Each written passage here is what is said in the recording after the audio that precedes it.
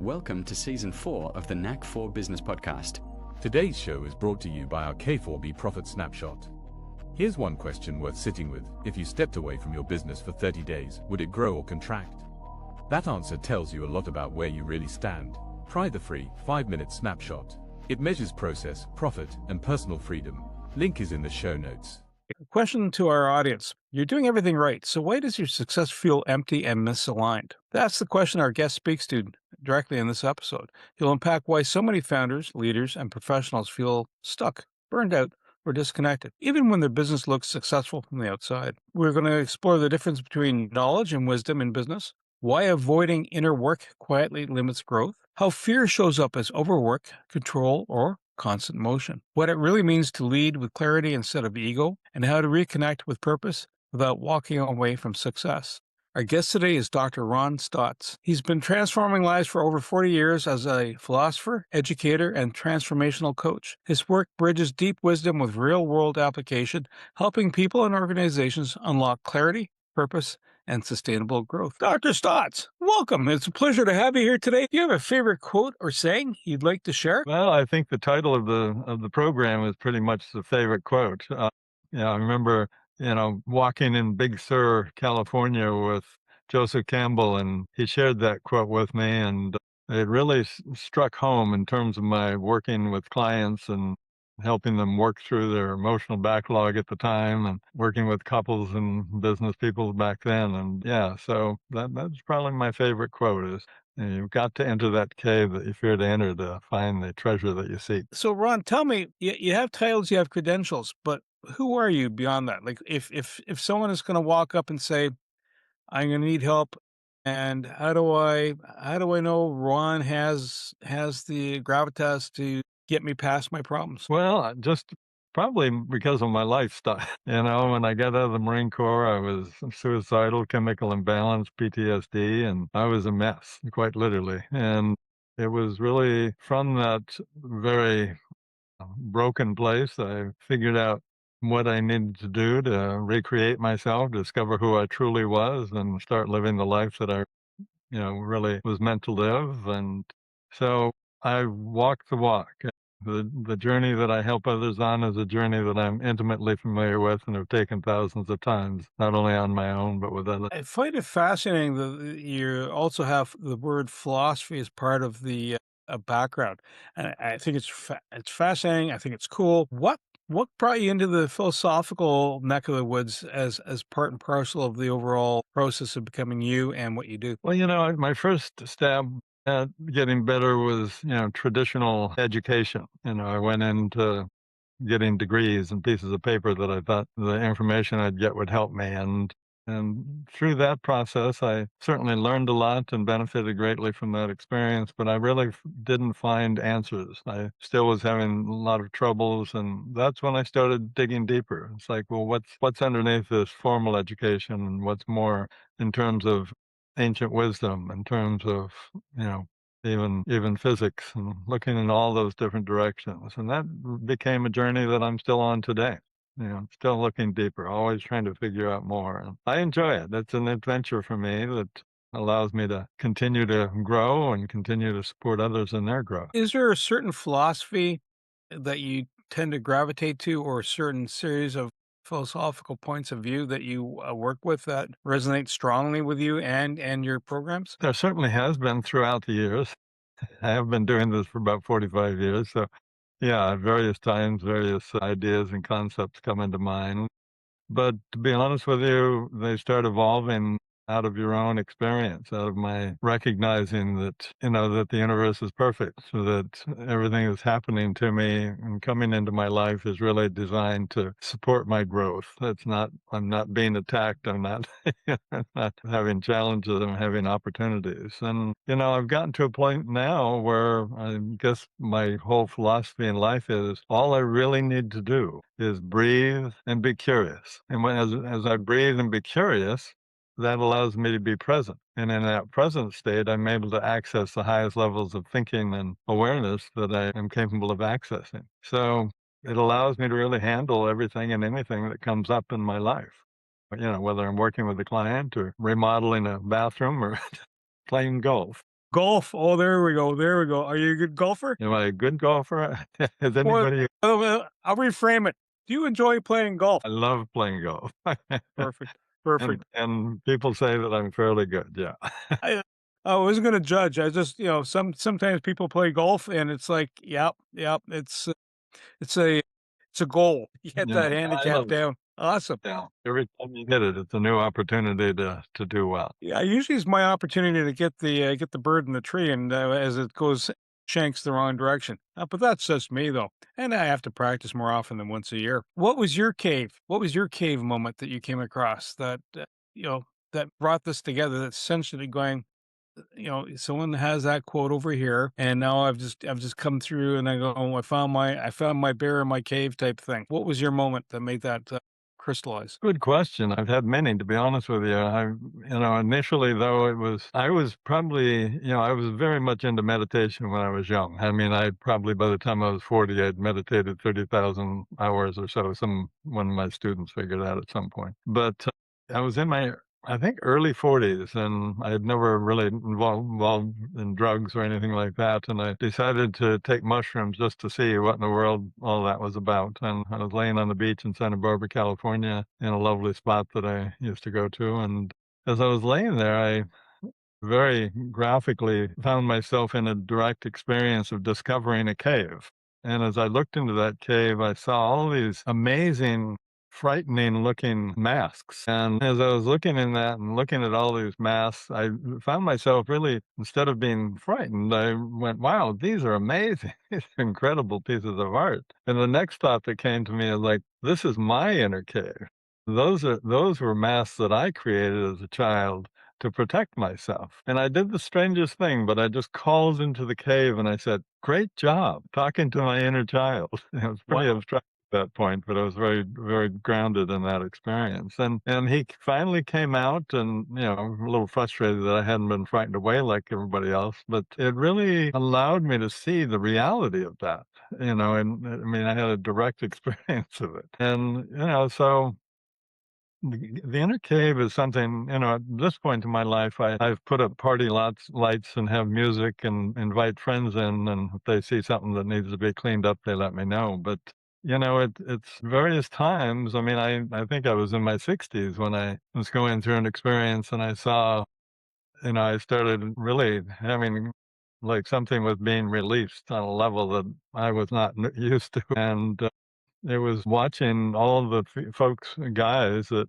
were killed in Vietnam that I was, all my friends, I'd lost several dozen friends over there. And it was an interesting, terrifying, and exciting moment that continued on and on for quite a while, but it allowed me to heal.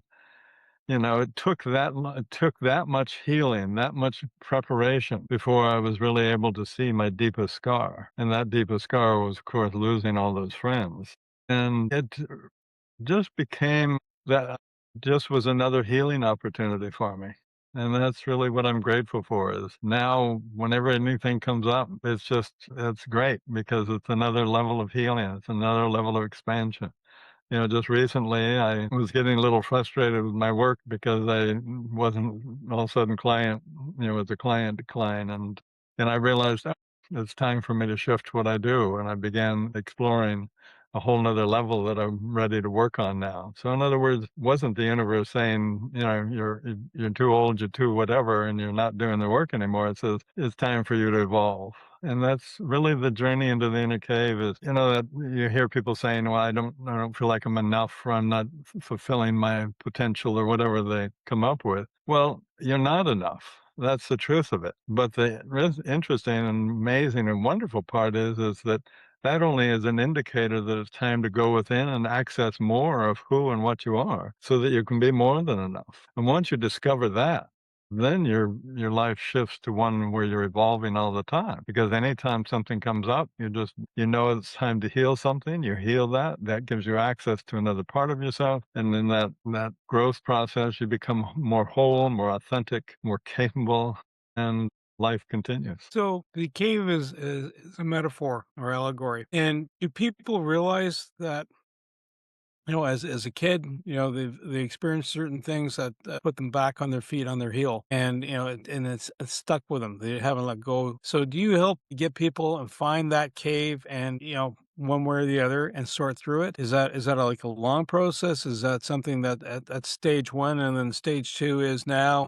You work through the what's behind door number one. Let's go to door number two, and now start exploring what you can do.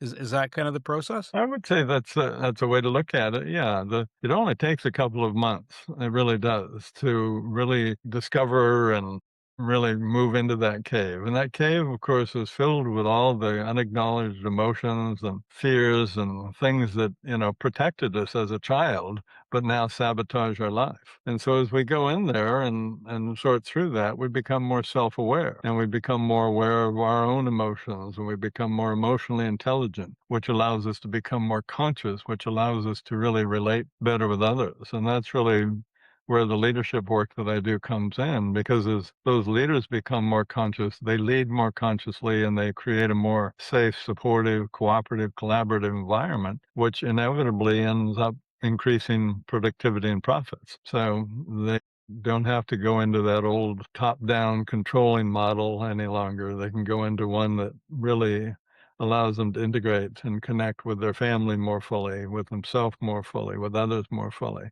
enhancing not only their life, but their businesses. It almost seems like when you talk about work culture, if you're in Japan, for example, they have a work culture. In North America, there's a work culture. In Europe, there's a different work culture. Are there any parts of the business culture that are, yeah, that's the bravado, like the hoorah moment, and it's like, hold on here a second. To get success, it's more than just that. It's one thing to have gumption, but another thing to have, to get there. Is there something about business culture that we are misreading, misunderstanding? I would say almost, at least 80% of the folks that come to me, they're very smart. They really are. I mean, it's a little overwhelming sometimes. But what I always find is, as we dive down into where they come from and do the more foundational work, is their being smart was a way that they got acceptance and love as a child. A child wants love and acceptance more than anything else, and they'll do whatever they need to get that unconditional love. And so if they get accolades for being smart, then they develop that one. I didn't. I went a different way. But, that intelligence gets them the love and acceptance. It gets them into the right schools. It gets them into the right job. And by the time they're successful and everything's feeling good, everything's going the way they think it should go. But all of a sudden, throughout, a period, they start recognizing that even when they use the same methodologies, same ways of thinking, same ways of being, even when they double down on the effort to instigate it, it's not working any longer. And that's, to them, be honest with you, a very scary time, because all of a sudden everything they've relied on isn't working as fully as it should. To me, it's an exciting time because that means they're ready to evolve. They're ready to access more of who they are. And the truth is that that glass ceiling that they're running into, if we share that, is really just an indicator that they're ready to become more self-aware. They're ready to become more emotionally intelligent, not only with themselves, but with others. And that increases their capacity, their capability of not only taking care of themselves and relating with others, but to run a business more consciously. I've got books on it and I've read many books on it. There's different levels of leadership. And when you look at those, and that's what really got me into working with leaders, is you look at the different levels and they're really just different levels of maturity. They're different levels of self-awareness. They're different levels of consciousness, which means consciousness is just, you're more aware of who you are, what you're thinking, what you're emotionally feeling. You're just more aware of how you're not reacting in life, you're responding in life. And so when I realized that really some of the top folks were really just more conscious people, I just happened to have that ability to take people into those levels of consciousness. So that became my focus. If I'm going to create a more conscious and caring world, then what better way than to help leaders who can really have a huge impact, not only in their organization, but on a societal level, help them become more conscious so that their life becomes one of ease and greater success, but also they're influencing all those folks around them. And some of the people I work with have a couple thousand employees, and boy, when those employees start feeling the you know effects of their the CEOs or the founders shifts, it really creates an amazing transformation throughout the organization, throughout the families of the people in that organization. It's just an incredible transformation throughout. I've heard the expression iron sharpens iron. And so is this, if once you get into more consciousness around you, awareness of what's happening around you, awareness of you yourself, the task at hand, is it more a matter of being able that if something is not going per plan, that you're more adaptable and adjust, almost going with the flow, like, like a leaf in the wind, right? Once it starts to fall, it follows a pattern, right? And where the wind takes it. Is it somewhat the similar idea, although hopefully a little more structure than the wind blowing the leaf around, that, uh, you know, the bolt didn't go where it's supposed to go. And that's interesting. And do a workaround. Is that being in that kind of that zone where you crossing a path of something, and you have to experience not an adverse outcome, but it's not going as expected. Is that part of the process too? I think in terms of, you're trusting your mind, you're trusting your ways of being in control of your life, you're trusting all those things, and then all of a sudden they're not working very well, as we talked about a moment ago. What's really going on is most of my clients are very logical left brain. They use that left brain logic, that capability is creating an optimum path to get to where you want to get to. But it leaves out the entire right brain's perspective of being more emotionally aware, being more spontaneous, being a much, much bigger picture. And so initially what starts happening is they begin, because as you go into that inner cave and you take care of those challenges that were not resolved when you were young and all the various clutter that we leave in there, as we begin to clean that up, our mind starts getting quieter. And as our mind gets quieter, the integration of the left and right brain begins to develop. And that then the forebrain begins to, in that quiet environment, begins to also blossom, I would say, because so all of a sudden you're starting to get integrated whole brain thinking. You're literally accessing levels of thinking and thought that you just didn't have access to before. Most people, one of the biggest challenges I have is getting people to breathe. I would think that would be something we naturally do, but most people, as soon as they're uncomfortable, emotions come up, or anything that feels threatening to them, they literally stop their breath. They stop breathing. And, when I ask them about that, they go, well, that allows me to, prepare myself to handle whatever is going on. In other words, they stop breathing and shut down to be in control. Well, of course, my perspective on that is, doesn't that actually put you out of control? Yeah. And once they start realizing that, they realize, "Oh, yeah, I don't have access to my higher levels of thinking. I'm not breathing, so I put my body in, signaling fight or flight." So, all of a sudden that motivates them to breathe and open up and begin to access those higher levels of thinking. That inevitably all the things, and I said this earlier, all the things that we did to protect ourselves as a child become the very things that sabotage our life as an adult. So we want to go clean those up, become more self-aware, become more conscious, so that we can be a better person and see life from a place of opportunity and ease rather than challenge and, fending off all the challenges and pain that might come. And that allows us to become a more confident, authentic, whole, Mhm. capable human being. We heal the gut and open up the heart, which opens up the mind to levels of awareness and thinking that we just didn't even know were available. Earlier on in as we're describing the overall process, and it almost seems like there are two elements: knowledge and wisdom. And knowledge is one thing, but wisdom is much more than that. Can you walk me around that story? Well, knowledge is what you know, and you can access that knowing and use it. And that's great. My more advanced, the 2-month program is kind of the foundation. And then I have a 9-month program that really integrates everything that they've been learning. And it's really where everybody talks about the 2 months because it's the most transformative experience of their life.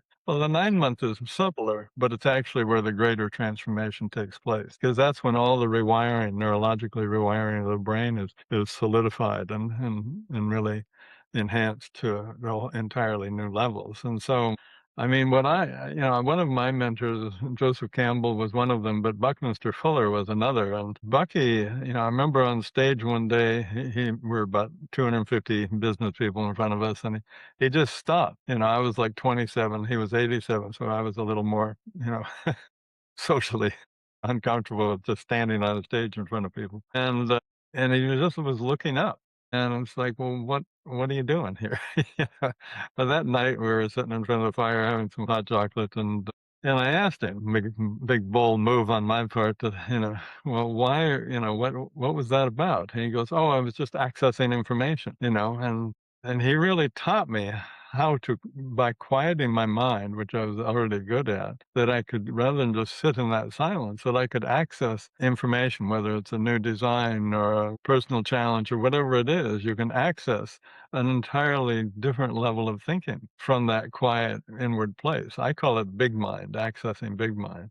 And for people to run organizations in this ever more complex and tumultuous world that we're in, they can't. In the old days, you go, oh, well, let's look back at what we did 5 years ago, or let me get back to you in a couple of weeks or something. We don't have time for that. We have to be present. We have to be moving forward. We have to be decisive. And that means you really need to be able to access what I'm calling big mind, that place where you're accessing what you're calling wisdom. It's the best of who and what we are. And it comes out without any effort, So, I actually understand now, the research shows that, we have the different frequencies that we are familiar with, the alpha, delta, theta, whatever the fourth one is.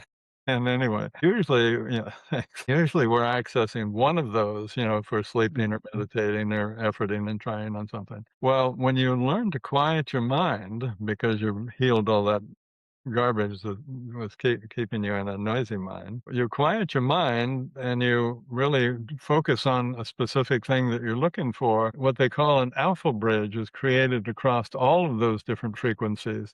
So you're really accessing the best of all those frequencies simultaneously. And that's giving you levels of information, wisdom, if you will, that you wouldn't have access to otherwise. So on one level, I can talk about healing the inner child and the hero's journey and all of those things. But on another level, I'm really just talking about restructuring, rewiring neurologically the brain. For our Yeah. audience, for the purposes of our audience, when you say rewiring, if you think of, let's say you come up to your car and you're going to rewire it, that means you're pulling, here's a bundle of cable on a harness. Out it goes, in goes a new harness and maybe another interface somewhere into the space. And I know you're not, it's not actual physically taking parts of the brain in and out, which sounds really odd. But when you're talking about rewiring, what is, for clarity for the audience, what do you mean by that?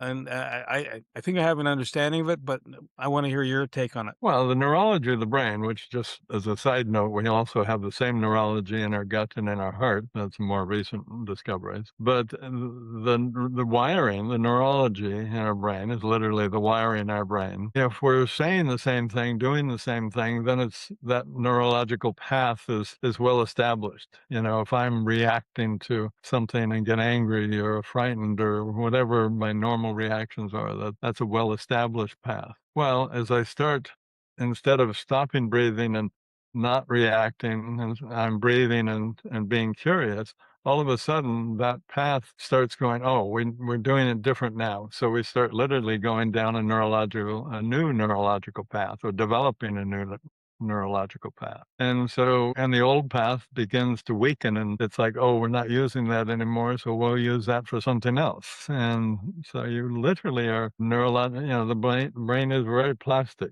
and very malleable, and it changes all the time. As a child, it's just, the rate of that change is incredible. But even as an adult, it's definitely a use it or lose it situation. I'm 78 and feeling like I'm as sharp as ever, and other people at my age are not so much. When you're doing the rewiring, is it usually change meets with resistance? Because people, it's almost like water. It always finds the easiest path. Not and easiest is not necessarily the term I want to use, but this is the path. If I have to change the path, that's going to take more energy. Do you find that your clients then have to kind of focus on it till they get that retrainment happening and re-engage it in a new way? Is there a little more energy they have to do? Is it they have to be mindful that, to breathe, for example? Like, all of a sudden I'm in the middle of a meeting and I'm going, and then, you lock your oxygen supply in your lungs, which is good, but it's only good for so long, and then afterwards, your body's gonna go, "Yeah, you're gonna." Yeah. Is that an energy, thing for them? For me, we use our old patterns because we're used to them. They seem effortless. But as I introduce people to new patterns of breathing and using their mind and quieting their mind, I mean, a noisy mind is the mind literally uses about 30% of our calories. So if you've got a noisy mind, you literally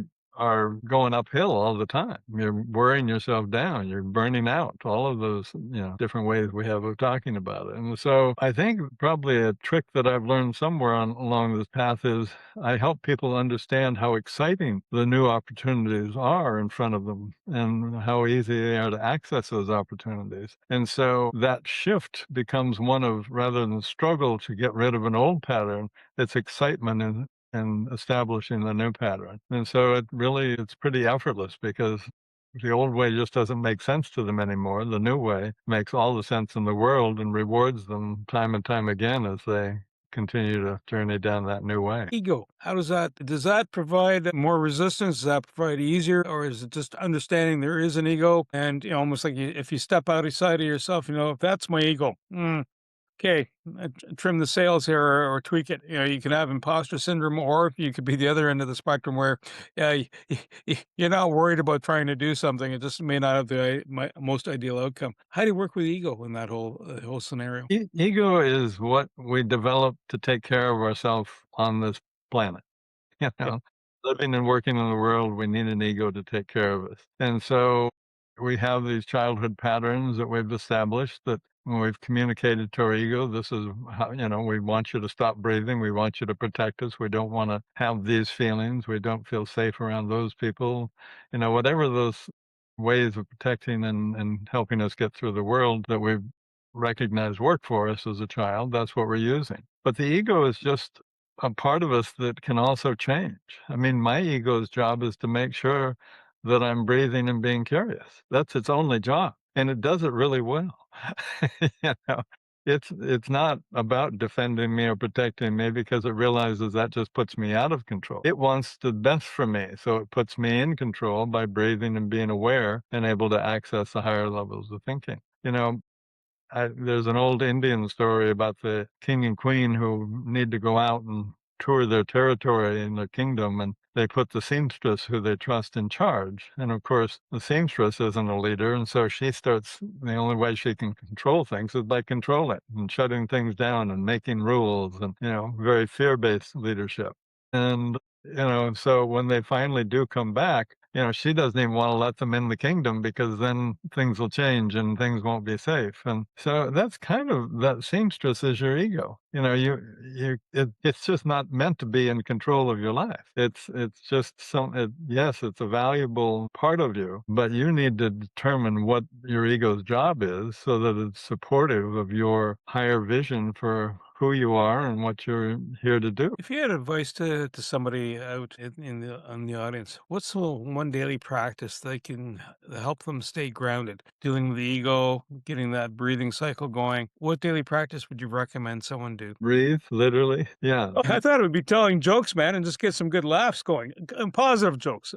Obviously not derisive, but positive ones. Why not just sit and for 10 minutes and breathe in and breathe out? And you might say, breathing in, breathing out inwardly as you're breathing. You might breathe in to the count of 4 and breathe out to the count of 10. Hold out to the count of 10, breathe in to the count of 10, hold to the count of 10, breathe out to the count of 10. There's just all sorts of breathing styles that allow we can't quiet the mind. If you tell it to quiet down, it'll just be trying and efforting. So it's kind of not going to get any results. But if you give the mind something to do, and then it'll thrive. Look at this, watch this, breathe, pay attention to this. What happens then is the mind is quiet enough to allow the development of all of who and what you are. You begin to see your highest aspiration, your compass heading in life. You begin to see opportunity where you only saw challenge and difficulty before. The quieter the mind, the more you are in control of your life. The more in control of your life, the more rewarding, enjoyable, and exciting your life becomes. From your experience, leaders you've engaged with, what's the one question they never want to ask themselves? What's the one question nobody asks themselves? Is that what Or they don't want to ask themselves. Why am I so afraid? Hence the Yeah, name. I mean, I'm watching, I watch people and they're coming from a contracted, frightened, over-controlling place. And I understand why. If all of a sudden I lost my ability to breathe and have higher level thinking, that would be a pretty scary place for me. Really would. Yeah. And that's where a lot of people are living. And they don't need to. It doesn't take much to shift that. But now imagine you're running a corporation or a company and you have all these people with all their challenges. And, you find yourself just being reactive rather than responsive because you're not in control of yourself, even though you're trying to be. That's a scary place. You find some people that are kind of hesitant when you say philosophical approach, like even excuse me, even when you're talking about the Eastern philosophy, meditation. Well, it doesn't have to be Eastern. You can get that in Europe too, because monks were out there meditating and making wine apparently and other things. But do you find that you get a bit of resistance at the beginning till they understand that listen, if you're breathing, your body's relaxing, and you find that it takes a little bit of a challenge, or is it usually most people accept it and go with it and just didn't realize the door was there to open? Well, you have to open that cave door and get out all the clutter out of there. It's like a hoarder. They collect all these things and their house is so filled that they can hardly move from one room to another. But the truth is those things feel like they protect them. I had a associate who worked with hoarders and she was telling me how, to get them to throw out anything, a piece of paper or, one of 300 t-shirts or whatever it is they collect, is very, very difficult. A very serious process that the hoarder resists and fights but once they throw out one thing, then you help them process out and let go of another and then another. And then pretty soon, she gets to a point where they're willing to let go. Then she brings in her team, they bring in a dumpster and they start taking everything out. And that's really very similar to what I see the experience here is. Initially, pretty scary, but very quickly it becomes exciting. Becomes exciting because you start seeing what's holding you back, seeing where the real challenges are, they're within you, and that gives you control over them. It's like, oh, I can do something about that. I can't do anything with these outer things. And all of a sudden, you start beginning to recognize what your highest intention is, and you know where you want to go in your life. You start recognizing you have access to much more than you ever knew you were aware of or could think about. And so life becomes pretty exciting, and that's what draws them forward into wanting more. The initial 2-month thing is just really the foundation of the structure that we're going to build to support them throughout their life and supporting others around them. Ron, if someone's listening to this show, what would be the hey, I got to get a hold of Ron trigger? What would they be seeing in their life? They're sitting on their throne, so to speak, figuratively, and and they're looking around, going, you know what, something's off. Obviously, they have to recognize something's off, otherwise they'll carry on and not stop. But what are the flags that they should be looking for? Your relationship with yourself is mirrored in your relationship with others.